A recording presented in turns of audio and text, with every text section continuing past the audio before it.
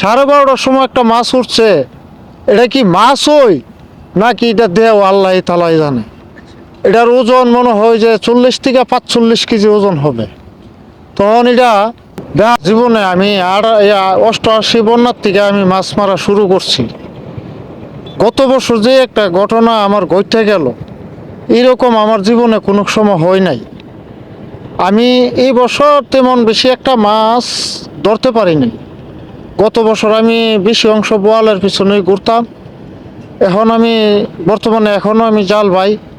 হ্যাঁ, এই যে আমার জালটা, এই জালটার মধ্যে গত বছর একটা মাছ উঠছিল প্রায় প্রথমেই আপনার রাতের 9টার থেকে এই 250, 1 কেজি, আধা কেজি, 3 পোয়া এই ওজনের বোয়াল বা রৌ বা ফুড়া এগুলা অনেকগুলা মাছ পাইছি। পাওয়ার পরে রাতের 10টা বাজে পাইছি একটা বোয়াল পাইছি প্রায় কেজি 1.5 কেজির মতো। তারপরে আবার এইভাবে গুড়া মাছ মারতাছি ছোটো মাছ পাইতে পাইতে রাতের 12:30টার সময় একটা মাছ উঠছে। এটা কি মাছ ওই নাকি এটা দেহ আল্লাহ তালাই জানে। এটার ওজন মনে হয় যে 40 থেকে 45 কেজি ওজন হবে। তখন এটা দেখা গেল যে এটার 2টা চোখ দিয়া আগুনের মতন লুকা বেরিতেছে, আর পিছের লিঙ্গুরটার মধ্যে বাতি জ্বলতেছে। এটা আমার দিকে আমার মানে কেমন একটা ভয়ঙ্কর লেগে গেছে গা। তখন দেখা গেছে এটা আমি যখন জাল উড়ানোর পরে এই অবস্থা দিকে আমি তো জালও আর হাত দিই না দেওয়ার পরে দেখা গেছে এই মাছটা আরে আমি 1 ঘন্টা খেলাইছি। 1 ঘন্টা খেলানোর পরে আমার এক ভাতিজা ছিল রশিদ নামে, হ্যাঁ আমারে বলল যে কাকা কী হয়েছে। বেড়া দেখ কেমন একটা মাছ না কি আল্লাহ জানে। আমার তো দেখে এটা ভয়ঙ্কর লাগতেছে।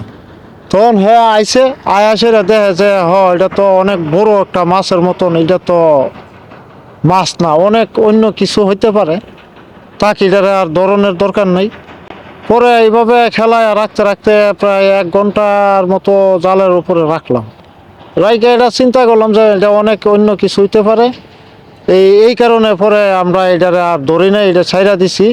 এইটাও জাল জুল ছিঁড়া ভিড়া লয়ে গেছে গা।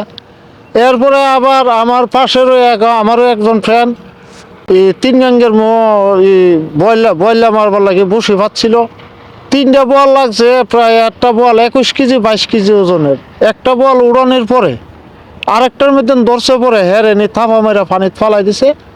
উনি এইভাবে তা মৃত্যু হয়ে গেছে, তারে আর আমরা পাই নাই। পরে 3 দিন পরে পাইছি অনেক দূরে, হ্যাঁ মইরা পয়সা রয়েছে। এরপর থেকে আমরা আবার ওই এত বড় মাছের প্রতি আমরা আবার তেমন বেশি লুপসুপ করি না। যাই হোক জাল দেয়া ছোটো খাটো মাছ আমরা এইভাবে মারি আর কি। তো এই বছর আসলে ভাগ্য কি যেন আল্লাহ রাখছে বুঝতে পারি নাই, এবার তেমন বেশি মাছ একটা আমরা ধরতে পাইছি না, মানে মাছই পাইছি না। ওই আর অন্য বছর আমরা এইভাবে মাছ টাছ মারি সবসময়। আমার পেশা হইলো এই ওদিন কুদিন সারা বছর এই জায়গায় আমরা মাছ মারি। এই জায়গাটার নাম হয়েছে, অরিজিনালের জায়গাটার নাম হয়েছে আপনার কালীদশ সাগর। এই জায়গাটাতে আমরা যেই জায়গায় মাছ মারি এই জায়গাটার নাম হয়েছে কালীদশ সাগর। এখন এটা এই সরাইল বা নাসিরনগর থানার মধ্যমে এটা সাধারণ একটা গাং আছে, সব জায়গা এটা বুইরা গেছে গা। এখন বর্তমানে আমরা মশার গাঙ্গে মাছ ধরি।